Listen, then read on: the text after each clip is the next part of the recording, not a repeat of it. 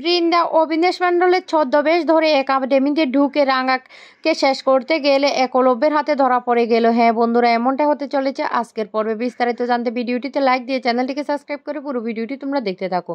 গল্পের শুরুতে আমরা দেখতে পারবো একাডেমিতে এসে বলতে লাগলো, রাঙা তুমি এসব কি বলছো? তুমি কি আমাকে স্বামী হিসাবে এখন মানো না? আইনত তো আমি এখনো তোমার স্বামী। এই কথাটা বলে যখনই রাঙার হাতটা ধরে দাঁড়িয়ে থাকে তখন একাডেমির একজন এসে বলতে লাগলো, রাঙা আপনাকে না ভিতরে ডাকছে, আপনাকে সই করতে হবে, কারণ ন্যাশনাল চ্যাম্পিয়নের জন্য আপনার কিছু সই বাকি আছে। এই বলে রাঙাকে ডেকে নিয়ে গেলে তখন একলব্য বারবার ভাবতে থাকে রাঙার কথাগুলি, কারণ রাঙা বলেছিল, আমাকে নিয়ে তোকে আর ভাবতে হবে না, আমার লড়াইটা আমি একাই লড়তে পারবো। সামনে আমার ন্যাশনাল চ্যাম্পিয়ন জুন, তো সেটা আমি একাই লড়ে খেলতে পারবো, তোকে আমার জন্য কোনো সাহায্য করতে হবে না। এই কথাটা ভেবে তখন একলব্য খুব কষ্ট পেতে থাকে। অন্যদিকে দেখা যায় বাড়িতে রান্নাঘরে ময়না রান্না করতে থাকে, আর তখন সেখানে কৃষ্ণা চলে আসে আর এসে দেখতে পায় অনেকগুলো লঙ্কা করে দিয়ে দিচ্ছে তরকারির মধ্যে। তখনই কৃষ্ণা বলতে লাগলো, এই ময়না ময়না ময়না এটা কি করছো? এতগুলো লঙ্কার গুঁড়া, তার উপর এতগুলো উচ্ছে, এতগুলো তিতে কেউ কেউ খেতে পারে? এসব কি রান্না করছো? তুমি কি রান্না করছো দেখি তো, এখান থেকে সরো, বাচ্চাদের জন্য আমি ব্রেকফাস্টটা বানিয়ে নিই। কিন্তু ময়না কিছুতে সেটা রাজি হয় না। ময়না তখন বাচ্চাদেরকে বলতে লাগলো, বাচ্চারা টেস্টি টেস্টি খাবার খেতে হলে তো অনেকক্ষণ পর্যন্ত অপেক্ষা করতে হয়, তাই তোমাদেরকে অপেক্ষা করতে হবে।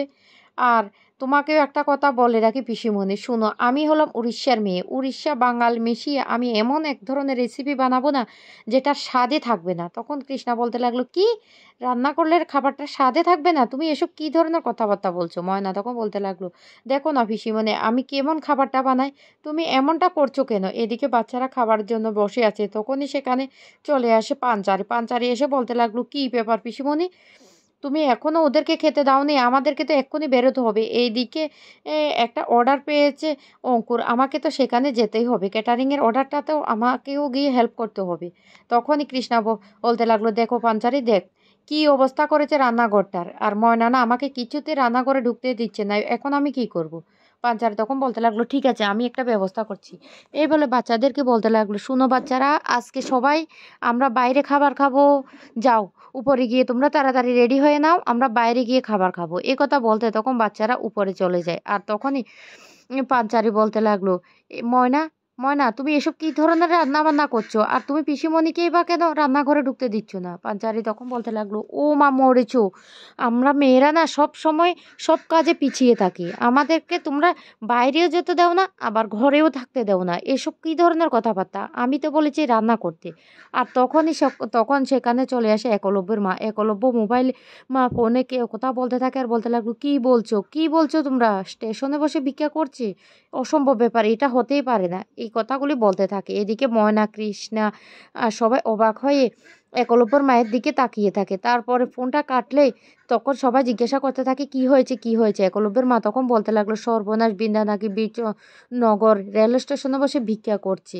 এই কথা শুনে তো পাঞ্চারি বলতে লাগলো, মা আমার মনে হচ্ছে এটা বৃন্দার একটা নতুন নাটক, বৃন্দা নিশ্চয়ই এটা একটা নতুন নাটক করছে। তখনই সেখানে রাঙা আর একলব্য বাড়িতে চলে আসে। একলব্য তখন বলতে লাগলো, কি হয়েছে মা, কি ব্যাপার, কি হয়েছে? একলব্যের মা তখন বলতে লাগলো, দীপক না ফোন করেছে, সে বলেছে বৃন্দাকে নাকি বীরনগর স্টেশনে বসে ভিক্ষা করতে দেখেছে। কি করছে মেয়েটা কিছুই তো বুঝতে পারছে না, সে ভিক্ষাই বা কেন করতে গিয়েছে? একলব্য তখন বলতে লাগলো, মা আমার মনে হচ্ছে বৃন্দা কোনো না কোনো একটা সমস্যা করার জন্য এই কাজটা করছে। বড় বৌদি তো এমন ধরনের মেয়ে না, নিশ্চয়ই আমাদের পরিবারটাকে ছোট করার জন্য এমন কাজটা করছে। একবার এই কাজটা করলে কেমন হয়, বড় বৌদির মাকে ফোন করে বলার জন্য, তাহলে ওরা এসে নিয়ে যাবে বড় বৌদিকে। তখনই এই কথা শুনে রাঙা বলে উঠে, শুন মা, আমার মনে হচ্ছে বড় বৌদি নিশ্চয় কোনো একটা সমস্যা পড়েছে, না হলে স্টেশনে গিয়ে কেন ভিক্ষা করবে?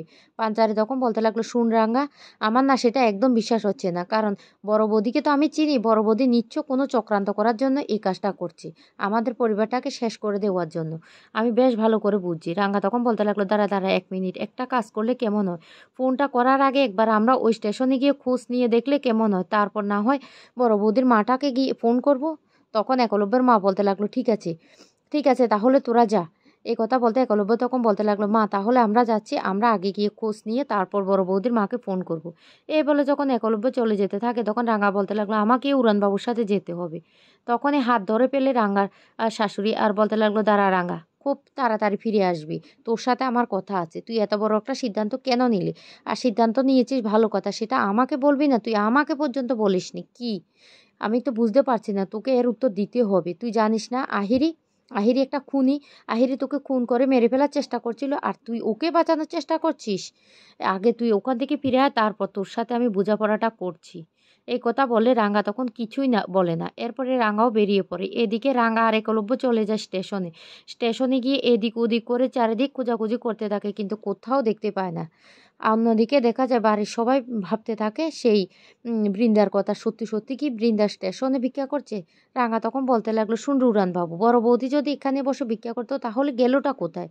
তখন একলব্য বলতে লাগলো, আমার মনে হচ্ছে বড় বৌদির এটা একটা নতুন কোনো চক্রান্ত। বড় বৌদি কিছু একটা করতে চাইছে, সেটা আমি বুঝতে পারছি। আমি বড় বৌদিকে না একদম বিশ্বাস করি না।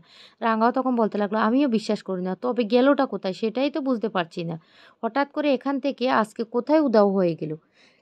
কি করতে চাইছে বড় বৌদিটা সেটা তো বুঝতে পারছি না। একলব্য তখন বলতে লাগলো, ঠিক আছে রাঙা চলো, আমরা এবার বাড়ি ফিরে যাই। এই বলে একলব্য আর রাঙা বাড়ি ফিরে আসে। অন্যদিকে দেখা যায় একাডেমির ম্যানেজার ফোনে কথা বলতে থাকে আর তখনই একজন লোক চলে আসে। সে এসে ইশারা করে সব কিছু বুঝাতে থাকে, কিন্তু কিছুই বুঝতে পারে না সে লোকটা। তখন ও তার যে ডকুমেন্টসগুলি সেগুলি দেখালে তখন বলতে লাগলো, ও তাহলে আপনি অবিনাশ মণ্ডল? তখন এসে ইশারা বলতে লাগলো, হ্যাঁ। তখন ওই লোকটা বলতে লাগলো, ঠিক আছে, আপনি না এক কাজ করুন, আমাদের একাডেমির সমস্ত কিছু আপনি ভালো করে দেখে শুনে রাখুন।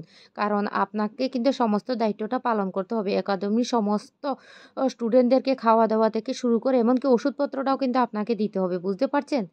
এ কথা বলতে তখন বলতে ইশারা বলতে থাকে, হ্যাঁ, হ্যাঁ, আমি সবটা করব। কিন্তু একাডেমির সেই অবিনাশ মণ্ডলটা ছিল ছদ্মবেশী বৃন্দা। বৃন্দাই কিন্তু অবিনাশ মণ্ডল সেজে সে একাডেমিতে গিয়েছিল। কিন্তু ওকে তো কেউ চিনতে পারেনি। এইদিকে বাড়িতে এম তখন ময়না বলতে থাকো, দেখেছো পিসিমণি, আমার রান্নাটা ততটা খারাপ হয়নি যতটা খারাপ হবে ভেবেছো। তখন পিসিমণি বলতে থাকে, শুনো ময়না, মশলাগুলি ভাগ্যিস আমি দিয়ে দিয়েছিলাম, না হলে না খাবারগুলি মুখে তোলা যেত না।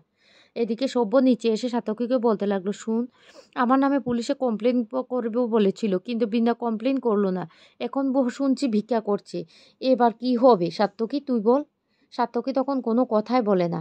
আর তখনই বাড়িতে চলে আসে একলব্য আর রাঙা। একলব্য তখন বলতে লাগলো, শোন, আমরা না স্টেশনে গিয়ে সমস্তটা খুঁজে দেখেছি, কিন্তু কোথাও আমরা দেখতে পাইনি বড় বৌদিকে। আমার মনে হচ্ছে বড় বৌদি এটা একটা নতুন চক্রান্ত করছে আমাদের পরিবারটাকে ফাঁসানোর জন্য। রাঙা তখন বলতে লাগলো, না রে, আমার মনে হচ্ছে বড় বৌদিটা কোনো বিপদে পড়েছে। কারণ বড় বৌদি বলেছিল বড় দাদাবাবুকে ফাঁসিয়ে দেবে, কিন্তু সেটাও করলো না। তাহলে গেলোটা কোথায় সেটাই তো বুঝতে পারছি না, কোথায় যেতে পারে?